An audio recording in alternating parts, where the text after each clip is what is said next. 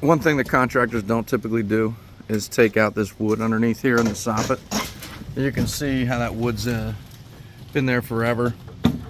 And we need for the roof to vent properly because we're using a ridge vent up top on the roof. So the ridge vent allows the air to come out on both sides of the roof. And we want to make sure that we maintain intake underneath the soffit so that the air comes up through here, circulates up the roof and out the vent. And so in order to have a proper ventilated attic space, we need to maintain just an 1.5 inch opening on the soffits continuously from end all the way over to the other side. So we really only need 9 NFA, which is net free area of air, to come in through the soffits. And we need 9 NFA on the right side of the roof to exhaust, and on the other side of the roof we need 9 NFA coming up through the soffits and escaping out the left side of the roof. And so if we have 9 on the front coming in every foot and 9 on the other side coming in, every foot above the roof is going to exhaust 18 NFA. And that's a properly ventilated attic system, or attic ventilation system. And I just wanted to show you that if you're a homeowner and you have contractors putting intake or new ventilation or doing your siding, when they're doing the soffit, make sure they maintain that opening of air. We like to see it fully vented. It's not necessary, but at least you need an 1.5 inch continuous cut into the underneath part of the soffit before the soffit material goes up. You can see the soffit material up top. See that soffit material right here running? That's what's gonna go over here. And we just need that opening so that that air can come in. Now, there's certain circumstances where you don't need intake ventilation. If the space inside the home is not conditioned, like a garage, for this example, for a garage, it's not necessary to open this up because you have a huge garage door. I don't know if you can see it, but this is the garage. We're gonna open this soffit up anyway because it has a ridge vent on the roof. So we're gonna maintain proper ventilation, but it's not necessary as long as this space, if this garage space is non-conditioned, which means you don't have heat, you don't have air conditioning, and you have this huge door, which is basically a massive vent on the front of the garage door, and then this door can ventilate that area out. But just to be consistent, we're tearing this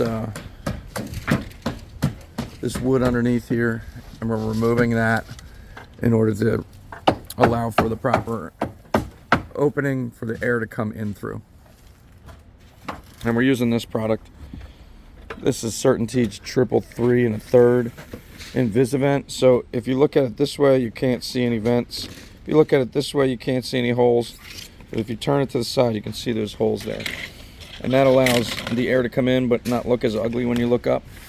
And so we use this product on probably 95%, 99, I would say 99% of jobs.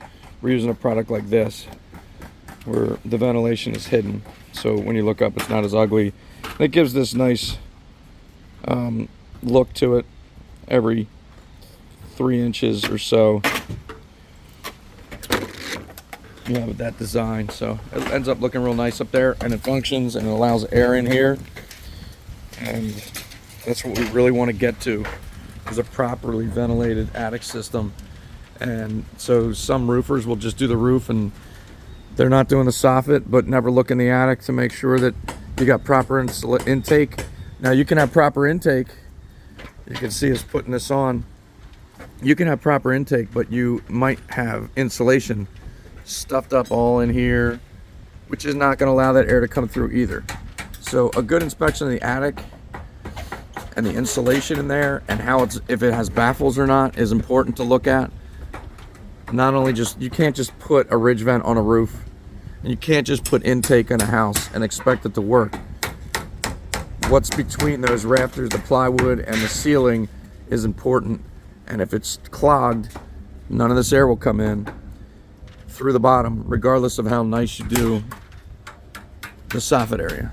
So just things that make sure you consider or have inspected, have your roofer inspect the insulation in the attic. Also have them inspect that the intake is properly ventilated on the exterior, and that way you can get a fully vented, properly ventilated attic system. And if you can see over here, we got this little hole here.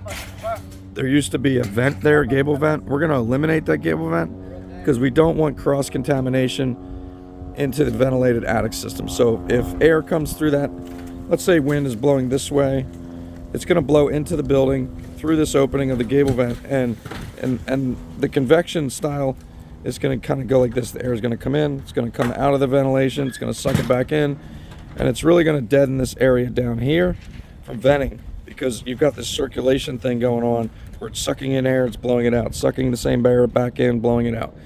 And so all this from here to about here is not going to ventilate as it gets closer to this vent. So it's counterproductive to the ventilation system. So we block those off. Sometimes we'll put them on and just have them blocked so that it just looks aesthetically good to have a gable vent, and sometimes we'll just eliminate them altogether and it'll just be siding there.